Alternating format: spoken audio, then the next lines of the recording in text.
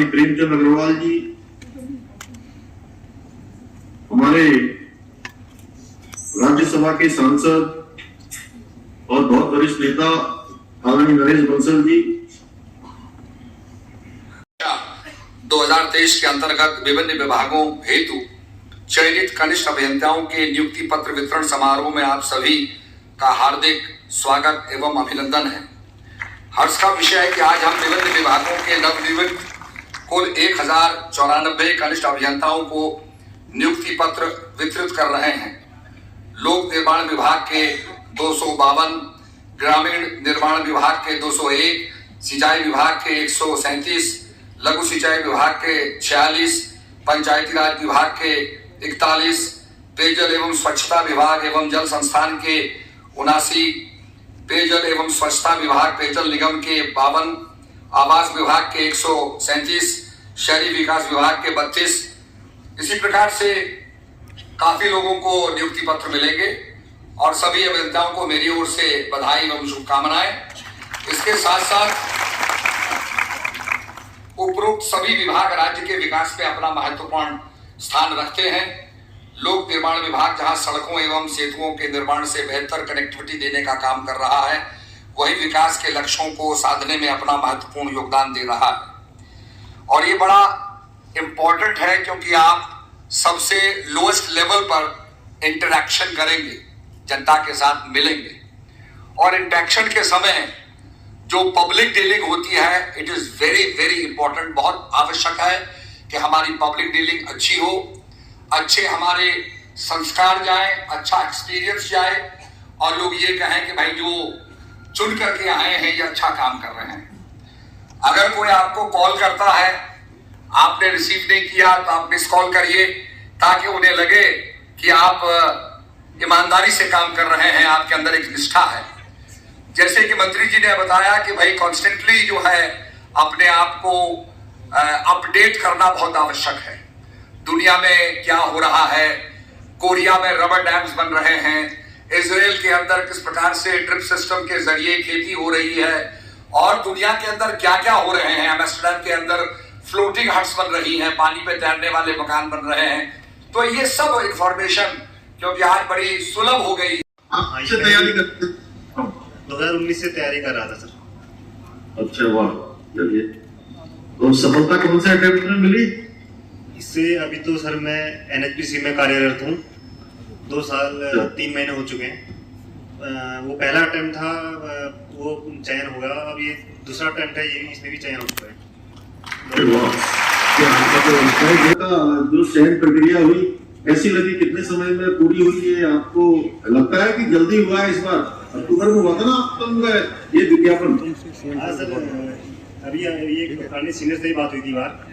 आपका बहुत बहुत धन्यवाद कि आपने ये सब जो ये प्रक्रिया थी परीक्षा की वो बहुत जल्दी पूरी करवाई और सभी छात्रों की तरफ से। सर, मेरा नाम महजबी है।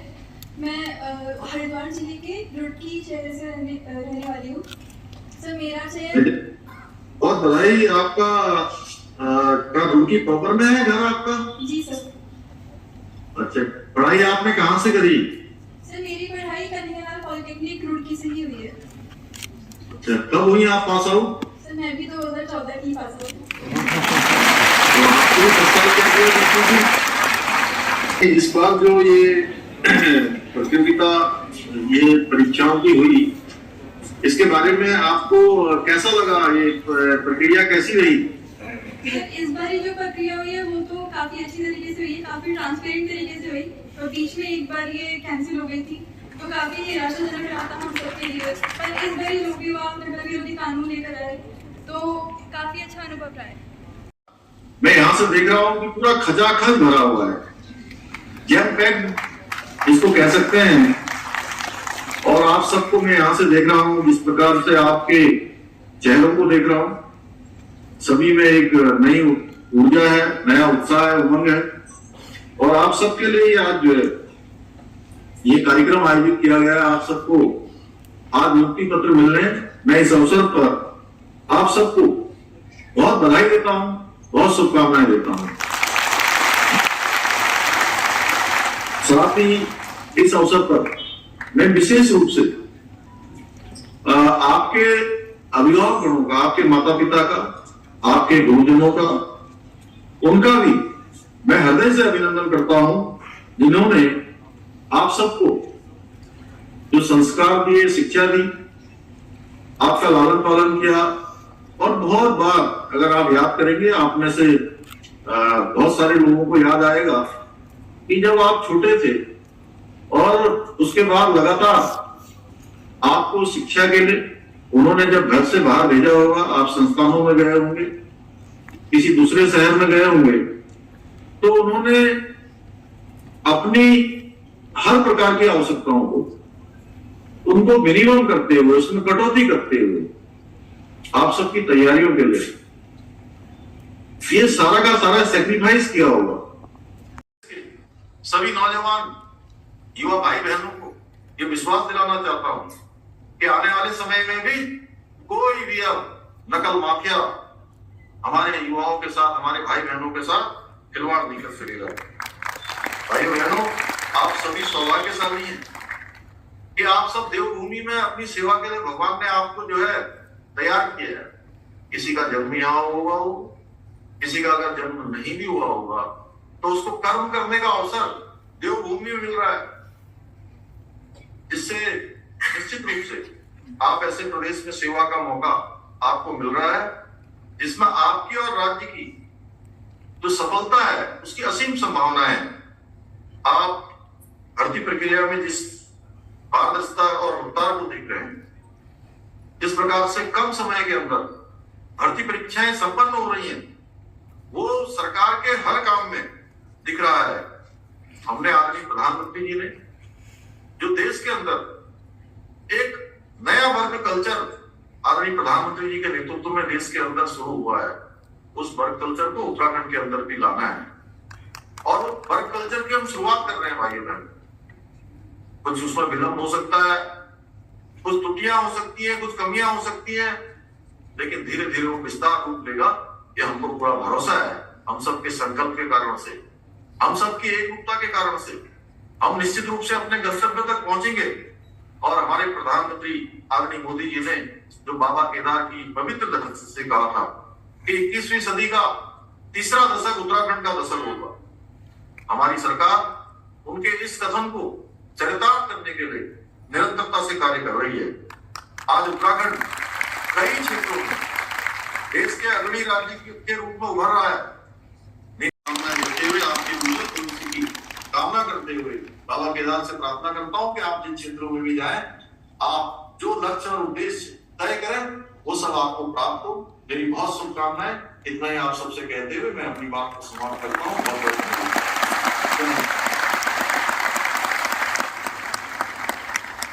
बहुत बहुत शुभकामनाएं आपके जीवन के लिए। मनोज तगड़िया, आपसे भी निवेदन है कि आप शुरू करें।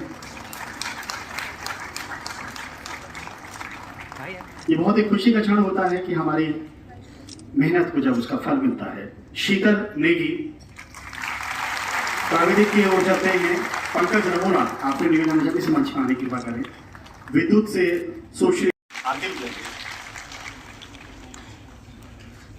प्रदीप सिंह रावत, आप भी आगे बढ़ें। विवेकानंद पांडे जी, श्री रणजीत सिंह। इनके बाद रुख करते हैं शहरी विकास विभाग का, और शहरी विकास विभाग के विभागीय सचिव हैं श्री नितेश झा और विभागीय मंत्री हैं श्रीमान प्रेमचंद अग्रवाल जी, जो अपने कर कमलों से आपको ये नियुक्ति पत्र दे रहे हैं और बधाई भी दे रहे हैं। और लर्निंग मोड में नहीं रहेंगे, जो सेवाएं हम देते हैं उसमें कहीं न कहीं कमी रह जाएगी। तो आवश्यक है, ये हम सब का दायित्व है। माननीय मंत्री जी ने, माननीय मुख्यमंत्री जी ने अपना दायित्व पूरा किया है, समय पे रिक्रूटमेंट किया है, सही से रिक्रूटमेंट हुई है, कोई ग्लिच नहीं है। अब हमारा दायित्व है कि उनके जो अपेक्षाएं हमसे, हम सब उन अपेक्षाओं पे खरी उतरे और जो जनता के लिए सेवा देते हैं उस सेवा में कोई कमी ना हो, इसका हम इसको सुनिश्चित करें।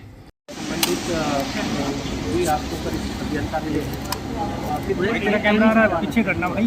उत्तराखंड सम्मिलित राज्य कनिष्ठ सेवा अभियंता सेवा परीक्षा 2023 के अंतर्गत विभिन्न विभागों द्वारा चयनित कनिष्ठ अभियंताओं की नियुक्ति पत्र वितरण समारोह में आज हमने 1094 कनिष्ठ अभियंताओं को नियुक्ति पत्र बांटे हैं।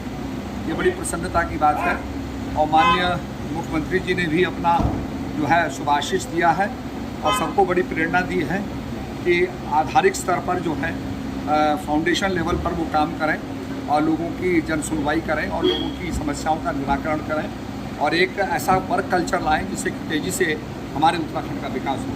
आज सभी यहाँ लोगों को जो है नियुक्ति पत्र बांटते हुए बड़ा हर्ष हो रहा है और मैं उनको बहुत बहुत शुभकामना देना चाहता हूँ कि उत्तराखंड के विकास में अपनी सहभागिता निभाएं।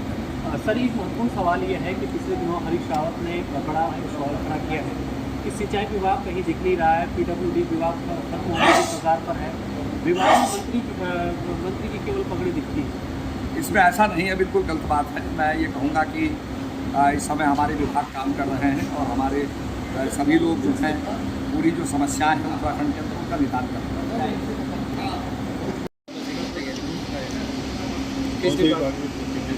सर, मेरा सुरक्षा विभाग से सर, मेरे माँ बाप मेरा नाम रेशमी माइक आगे करना तो मदन भाई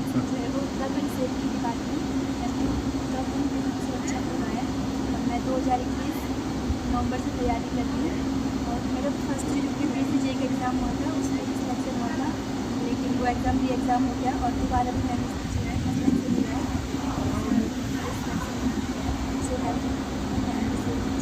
मैं CM सर का भी बहुत बोलना चाहूँगी कि आज जो है अपने हाथों से ये जो हम लोग हुए हैं उससे बातें हम बहुत गौरवान्वित।